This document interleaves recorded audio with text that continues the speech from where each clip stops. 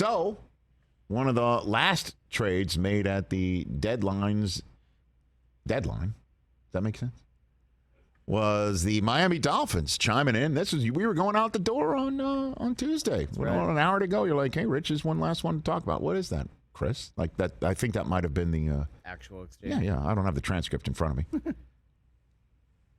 Bradley Chubb going from the Broncos to the Miami Dolphins. Now, there was a lot of talk that maybe the Jets were interested in him.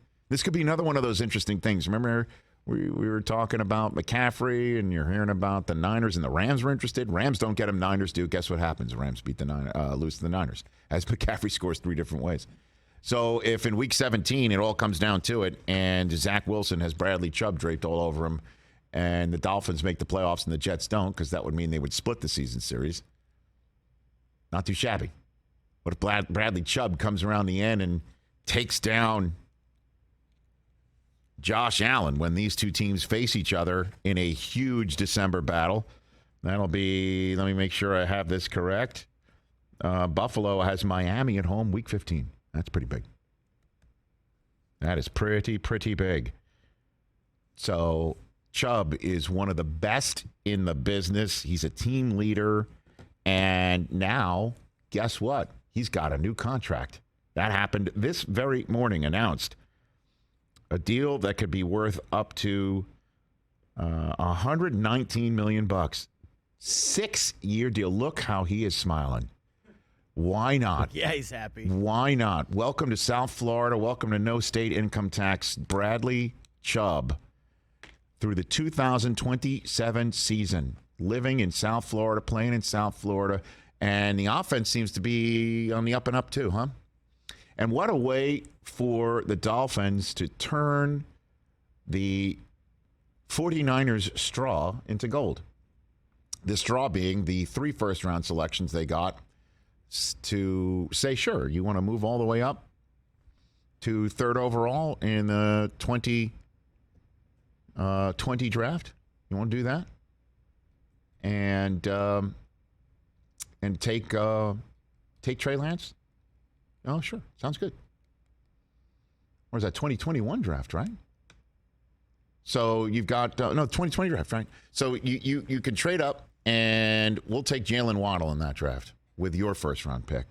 We'll move down, take your first-round pick, turn on the Jalen Waddle. And then this past offseason on the Hell Going On Day, we'll take the first-round selection in this upcoming year's draft, 2022. Yep. So it was the 2021 draft. And boom. Tyreek Hill.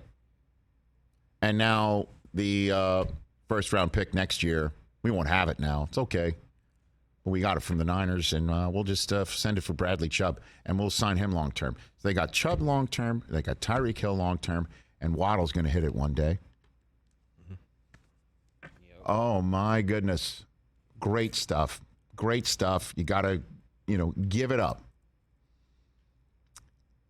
if the quarterback is the guy, right? And it seems like they got their guy. I anointed to elite just the other day. 2022, he has been terrific when he has been healthy. Obviously, that's an issue maybe. We'll find out longer term. But right now, guy's elite. And you know what I've said about Tua as well, outside of the fact that I have anointed him as a guy who sees the field right now. And not only sees the field, executing this offense that Mike McDaniel has brought in for him. Talking him up. Tyreek Hill talking him up. If he only talked himself up like that is all I keep saying. And when he does step out of his very sweet demeanor and starts getting all salty, I love it. We've even nicknamed him Salty Tua. You've got the drop, not the new drop, Mike, but the drop from this past summer when he was talking about throwing deep balls in practice going into the season in training camp. I don't know about you, but that looked like money. And I heard that, and I'm like, yeah, more of that. More of that. So Tua appeared at the podium yesterday. Asked about what he's improved on from the beginning of the year to now. Okay? And this was his answer. Go for it. Where do you think you've grown the most, and where do you want to see yourself grow more in the second half to make a stretch run? Well, I think I've grown a lot with the deep balls, huh? Don't we think? Yeah.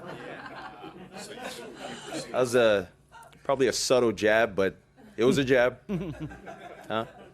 So I would say the deep ball, and then I can continue to get better on the deep ball. So. And then he walked off. That was a walk-off line. That was a Costanza. Now, what's he referring to? You know what he's referring to? Would you like to know what he's referring to? I mean, I think I have an idea, but yes. I would Here's what love he's to know. referring to. This throw on May 10th, 2022 that was sent out by the Dolphins media Twitter account of Tua finding Tyreek Hill in practice. And the ball wobbled in the air, and Tyreek had to slow up for it. Stop, essentially. Uh-huh. That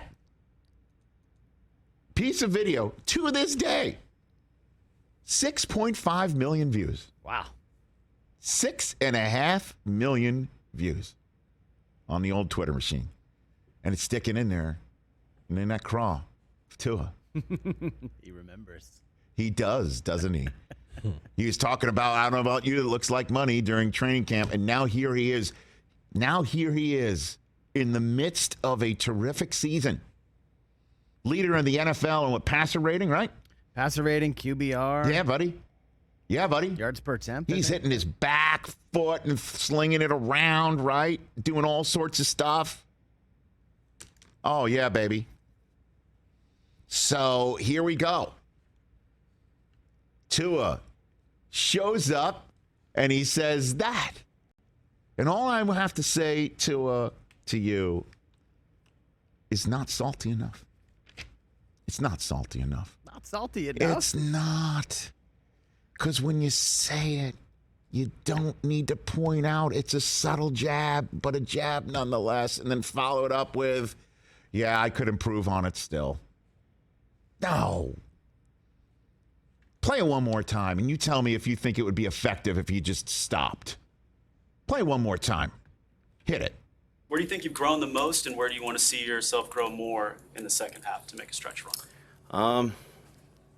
Well, I think I've grown a lot with the deep balls, huh? Don't we think? Yeah. See if you just stop there.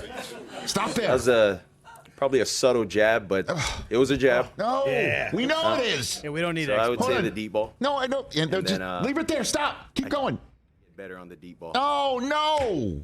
just walk off. Just walk off. It would be so much more effective. So, but I like it. I like it. I need more facial hair too, and I need a stare. You know? Oh, I need a stare. wow. Not like a private pile stare, Okay. but just like a blue steel. Like a blue steel. Because he deserves it. He's earned this, baby. He's good. You are not going to want to face this team.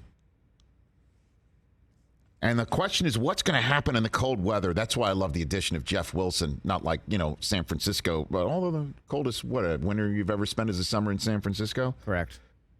But they're going to have to start running it. And I keep telling everybody after this game at Chicago and then home for Cleveland and a bye and then home for Houston, it's that last 6-game stretch. What's it going to look like then? At 3 road games in a row. At the Niners, at the Chargers, at Buffalo. I'm circling one at the Chargers for Salty Tua to really come out because he's going against Justin Herbert. And if I'm Mike McDaniel, I am stoking that flame big time all week long. And I'm saying, Tua, this is your game. This is your game. Go into Justin Herbert's house and show everybody that we did take the right quarterback when he had a choice between the two of you. Let's go, Salty Tua. Catch the Rich Eisen Show every single day on the Roku channel, 12 to 3 Eastern, for free.